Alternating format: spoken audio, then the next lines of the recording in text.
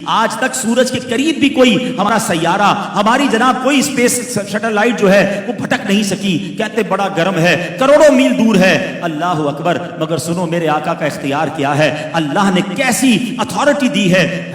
نبی پاک علیہ الصلوۃ والسلام جو ہیں مولا علی کی گود میں آرام کر رہے ہیں، مقام میں صحبہ ہے. مولا علی کی نماز کا وقت چلا گیا. نبی پاک نے عصر ادا کر لی تھی، حضرت علی نے ادا نہیں کی. اب مغرب کا وقت ہو گیا، سورج غروب ہو گیا. نبی پاک نے مبارک آنکھیں کھولی، مولا علی کو دیکھا تو چہرے پہ افسردگی. اے علی کیوں افسردہ ہو؟ کہتے حضور علی جب سے ایمان لایا ہے کبھی کوئی نماز قضا نہیں ہوئی. حضور آج عصر چلی گئی ہے. سبحان اللہ. میرے آقا کی کوئی خدمت کرے وہ محروم کیسے ہو سکتا ہے؟ سرور کائنات نے ہاتھ اٹھائے. الفاظ سنو، اللہ کے حبیب فرماتے ہیں، عرض کرتے ہیں اللہ کی بارگاہ میں، اے اللہ علی تیری اور تیرے حبیب کی فرما برداری میں مصروف تھا.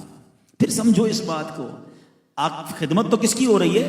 نبی پاک کی ہو رہی ہے نا. آقا نے آرام کیا تھا مگر اللہ کے نبی کیا فرما رہے ہیں، عرض کیا کر رہے ہیں؟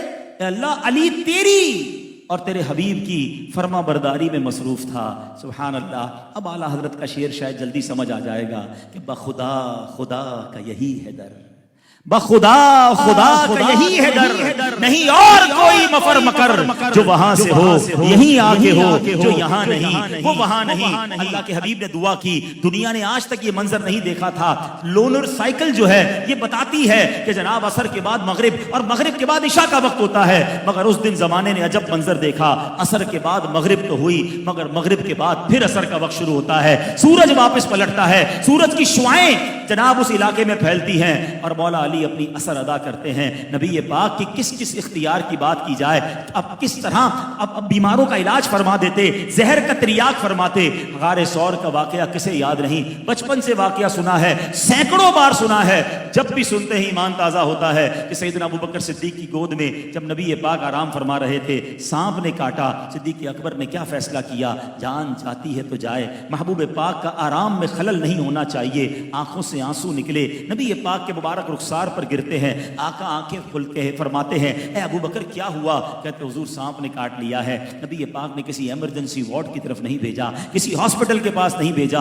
آقا نے لعاب دہن لگایا. حضرت ابوبکر صدیق کا جو زہر ہے وہ درد جاتا رہا، زہر ختم ہو گیا. یہاں بہت خوبصورت دو سوال پیدا ہوتے ہیں. یہ دونوں امیر المومنین ہیں، یہ دونوں علم کے سمندر ہیں. مولا علی کی شان تو وہ ہے جن کے بارے میں آقا فرماتے ہیں میں علم کا شہر ہوں، علی اس کا دروازہ ہے. اب سوال یہ ہے، نماز تو سب سے بڑا فرض ہے، سب سے اہم فرض ہے. اچھا نمازوں میں بھی سب سے پرخطر اور سب سے اہم نماز وہ عصر کی نماز کو کہا گیا کیونکہ ٹائم بڑا شارٹ ہوتا ہے، بڑا کانشیس رہنا پڑتا ہے. مگر مولا علی نے نماز جانے دی، نبی پاک کے آرام میں خلل نہیں ڈالا. ارے اٹھا دیتے، عرض کرتے حضور آپ ہی نے فرمایا نماز فرض ہے، مجھے نماز پڑھنی ہے. مگر مولا علی کے دل نے یہ گوارا نہ کیا. ادھر حضرت ابوبکر صدیق کو سانپ نے کاٹا ہے، یہ بھی شریعت کا حکم ہے کہ جان بچانا فرض ہے، مگر انہوں نے جان جانے کی پرواہ نہیں کی. نبی پاک کے آرام میں خلل نہیں ڈالا. یقیناً اس وقت دنیا میں ان دونوں سے بڑے مفتی تو کوئی نہیں ہے نا. ان دونوں کا یہ ڈیسیشن ہمیں بہت کچھ بتا رہا ہے کہ سنو